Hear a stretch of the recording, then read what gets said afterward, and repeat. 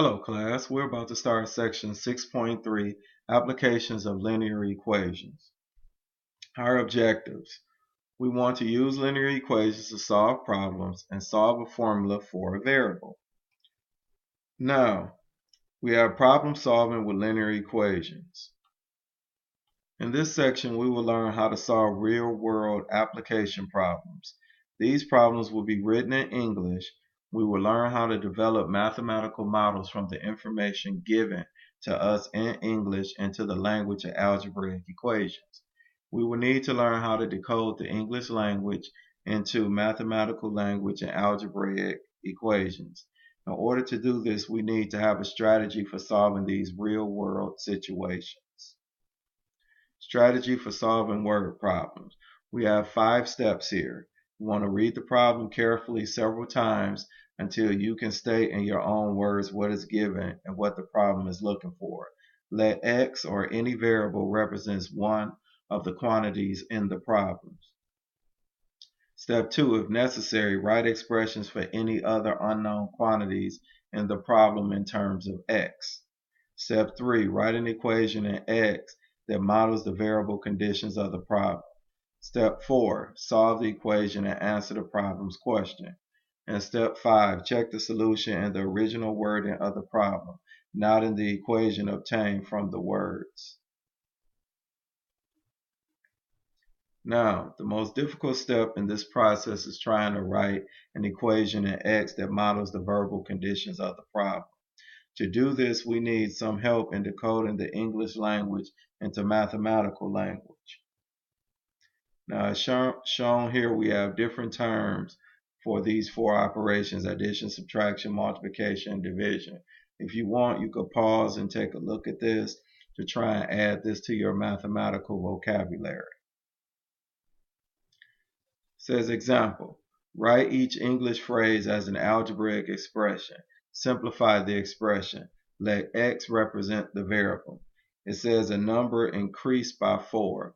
Now we know a number, we don't know what that number is, so that will be x.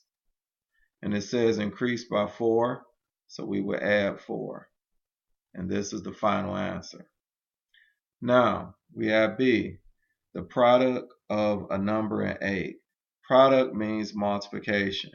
So a product of a number and 8 would be x times 8, but we would traditionally write this as 8x. Okay, C, a number decreased by the difference between 8 and a number. We would start here. A number, we know it's x. Decreased by means subtraction. Now it says here the difference between 8 and a number. So we must first take the difference between 8 and a number. So we would need a parenthesis. And the difference between 8 and a number is 8 minus x. So now we have D, 10 times the product of a negative 4 and a number. So let's take the product of a negative 4 and a number, which would be a negative 4x. And we want 10 times that value. So we would take 10 times negative 4x. Now, going back to C, I forgot this one little one thing from the directions. It says simplify the expression. So what we need to do here is simplify this expression. So I created more room here, but we have x minus the parenthesis of 8 minus x. We know the subtraction sign on the outside of the parenthesis means that we need to change the sign of both of these values. So we will have x minus 8 plus x. Now we have x and plus x, they're like terms, so we will combine the like terms and we will end up with 2x minus 8. Now we come down here to D. 10 times the product of a negative 4 and a number.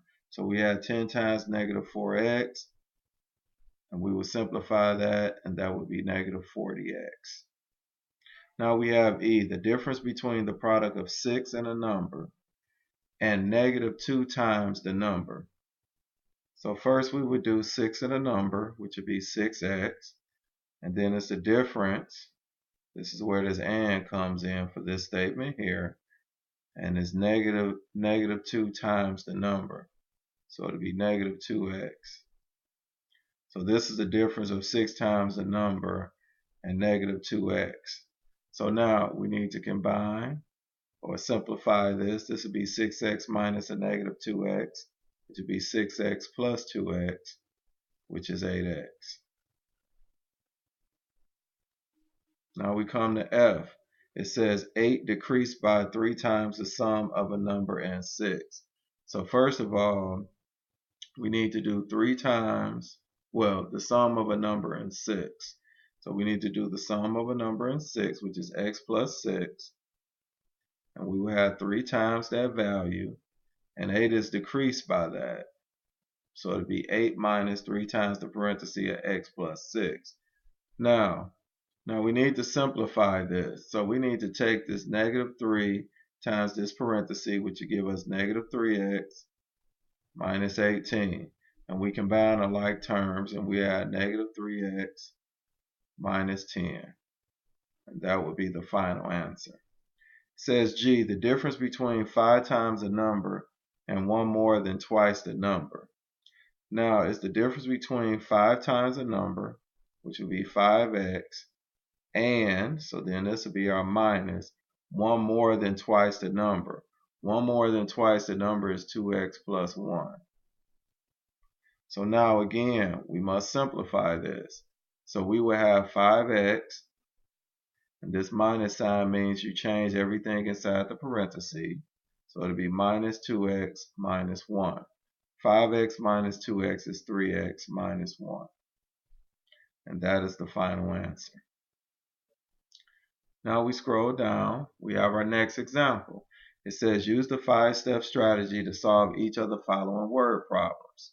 Twice the difference of the number and 8 is equal to 3 times the sum of a number and 3. Find the number. So it says twice the difference of a number and 8. The difference of a number and 8 is x minus 8, and we want to do twice that.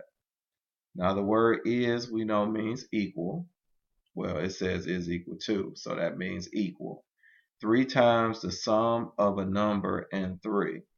So it'll be 3 times the sum of a number and 3. Now, they want us to find the number. So we will have 2x minus 16 equals 3x plus 9, because we would do the distributive property. Now we need to get all the x's on one side. So I will subtract 2x on both sides.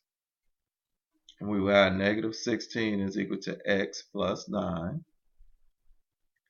And then subtract 9 on both sides. And our answer here would be negative 25 is equal to x.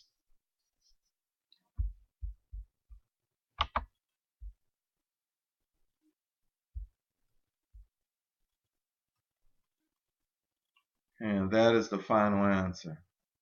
Now we go here to B. It says 5 times the sum of a number and 1 is the same as 6 times the number. Find the number. So we have 5 times the sum of a number and 1. So we would do the sum of a number and 1. And 5 times that value. It says is the same. That means equal. As 6 times the number. So that will be 6x. Now we want to find the number. So we would do the distributive property here, which would be 5x plus 5 equals 6x. And we need to get x by itself. So I will subtract 5x on both sides. And we will have 5 is equal to x. So the number here is 5. Now we scroll here to C. When 2 times a number is decreased by 3, so we know that would be 2x, and is decreased by 3. The result is 11, so that equals 11. What is the number? So now we will add 3 to both sides. We will add 2x equals 14. Divide each side by 2, and x is 7. Now we come here to D. It says a 46-foot piece of rope is cut into 3 pieces so that the second piece is 3 times as long as the first piece, and the third piece is 2 feet more than the 7 times the length of the first piece. Find the length of the pieces. So we have to take this step by step. First of all, we know that the total rope is 46 feet and it's cut into 3 pieces. So we could have the first, second, and third piece. Okay, now it says the second piece is 3 times as long as the first piece, and the third piece is 2 feet more than 7 times the length of the first piece. So everything is dependent on the first piece. So the first piece would be X. Now, since we know that the first piece is X, now we could go and take a look at the other pieces. Now, the second piece is 3 times as long as the first piece. So then that would be 3X.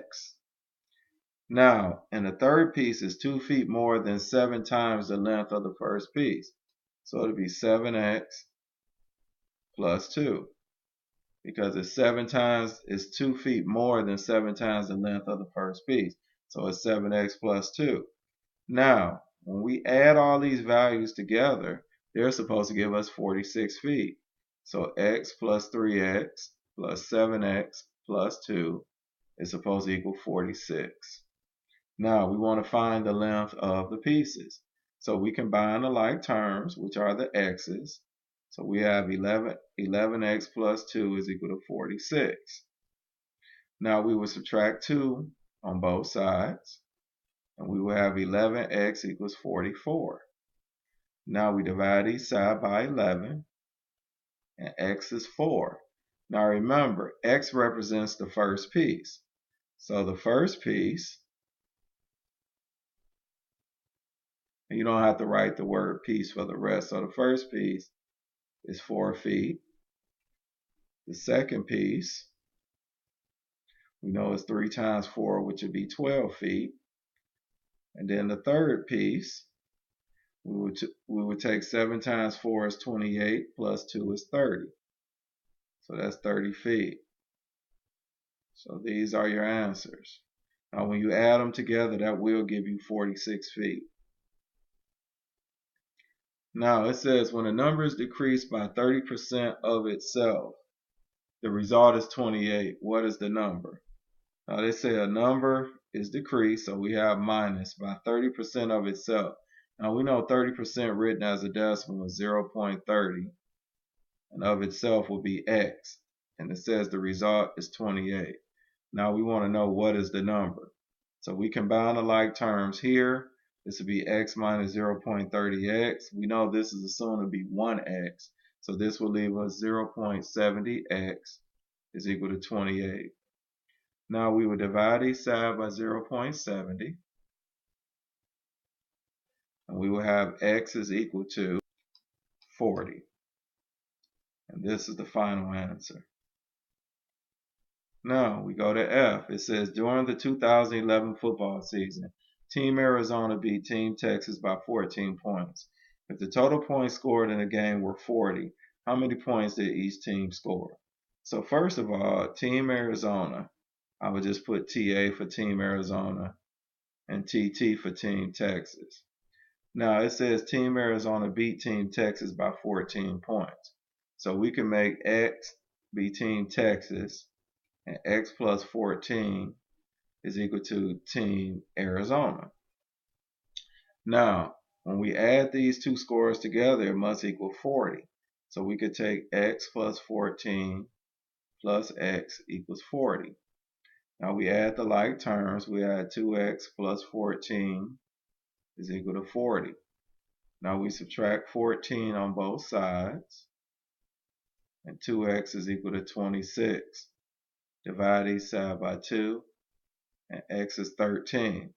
Now, Team Texas scored 13 points. Now, Team Arizona scored 27 points. Because we would substitute in 13 for X, and 13 plus 14 is 27. And this is your final answer. Now, we go to G. One number exceeds another by 24. The sum of the numbers is 58. What are the numbers? So, one number exceeds another by 24.